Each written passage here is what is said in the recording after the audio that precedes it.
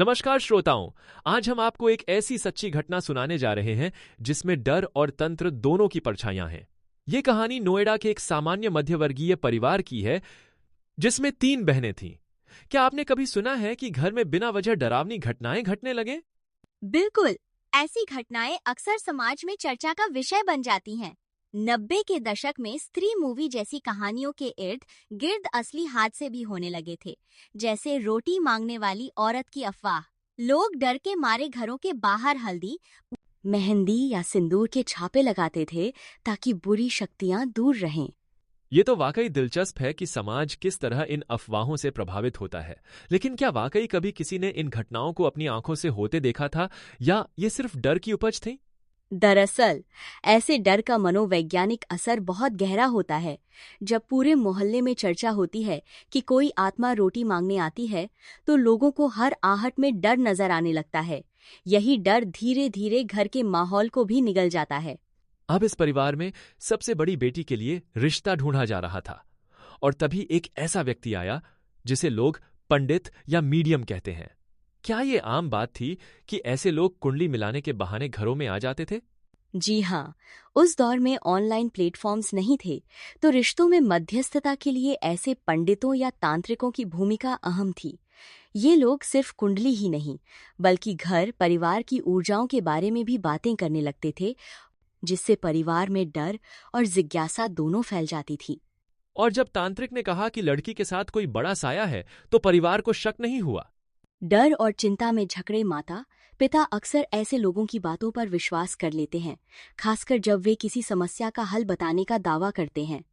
तांत्रिक ने घर में जंग लगने और दीमक के बार आने को भी नकारात्मक ऊर्जा का संकेत बताया। वैज्ञानिक दृष्टि से देखें तो ये प्राकृतिक घटनाएं हैं, लेकिन तांत्रिक इन्हें कैसे तंत्र से जोड़ते हैं? अक्सर तांत्रिक इन सामान्य घटनाओं को रहस्यमय बना देते हैं।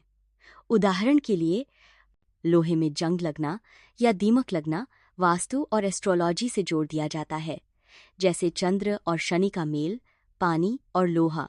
ये ग्रहों का संबंध मानकर डर बढ़ा दिया जाता है। यानी घर की सामान्य समस्याएं भी तंत्र मंत्र की चालों का हिस्सा बन जाती हैं। बिल्कुल, और जैसे ही परिवार को भरोसा हो जाता है कि घर में कुछ बुरा है, उनकी हर छोटी बड़ी घटना भी डर की छाया में आ जाती है। रात के समय जब कोई हल्की सी आवाज आती तो परिवार को लगता कि कुछ अलौकिक हो रहा है। क्या यह सामूहिक वहम था या वास्तव में कुछ था? मानव मस्तिष्क जब डर के प्रभाव में होता है, तो साधारण घटनाएं भी असाधारण लगने लगती हैं। एक स्टडी के मुताबिक 66% मामलों में डरावनी घटनाएं सिर्फ मन का भ्रम होती हैं, लेकिन जब परिवार सामूहिक रूप से डर जाए, तो वह हम हकीकत बन जाता है। यानी डर अपने आप में एक शक्तिशाली तंत्र है जो परिवार को बांध लेता है। बिल्कुल, और इसी वजह से तांत्रिकों को अपनी बात मनवाने में आसानी होती है। अब तांत्रिक ने परिवार को एक विशेष पूजा योनि शुद्धिकरण का सुझाव दिया। क्या इस तरह के अनुष्ठान आम हैं और इनका मनोवैज्ञानिक असर क्या होता है? ऐसे अनुष्ठान प्राचीन तांत्रिक परंपराओं में माने जाते हैं, लेकिन अक्सर इनका प्रयोग भयभीत लोगों को और भ्रमित करने के लिए किया जाता है।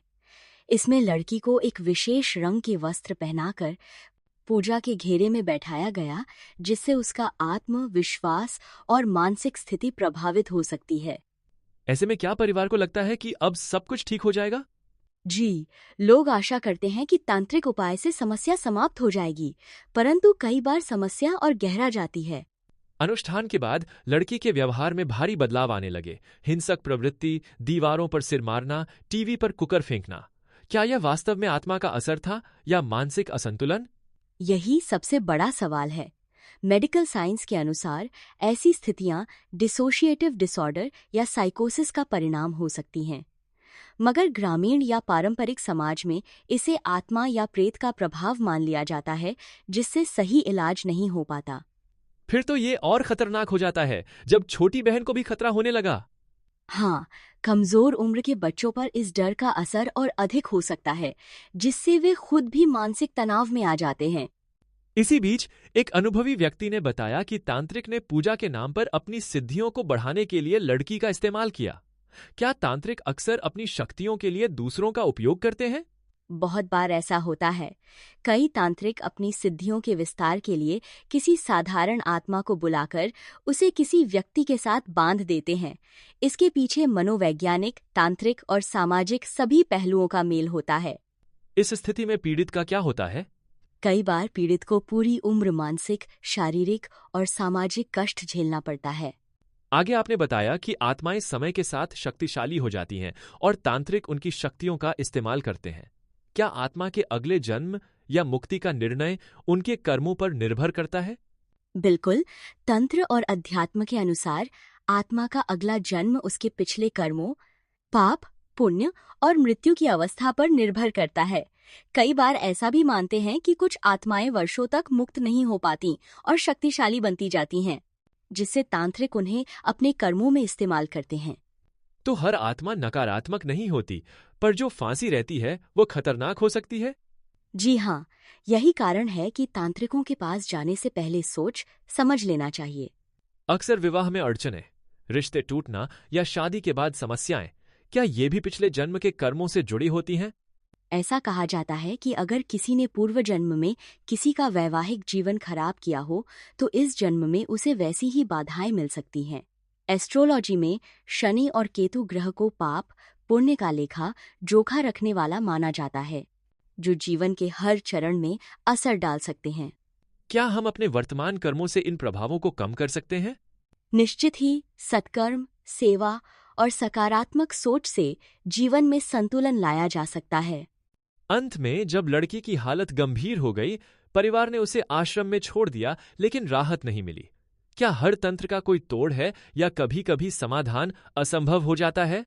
हर समस्या का हल संभव है, बशर्ते सही समय पर सही पहचान हो।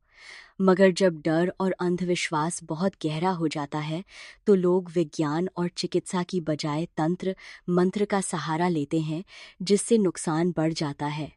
तो इस कहानी से समाज को सबसे बड़ा सबक क्या मिलता है? हमें डर और अंधविश्वास के जाल में फंसने से बचना चाहिए और मानसिक स्वास्थ्य को प्राथमिकता देनी चाहिए। सही समय पर सही सलाह लेकर ही हर समस्या का समाधान संभव है।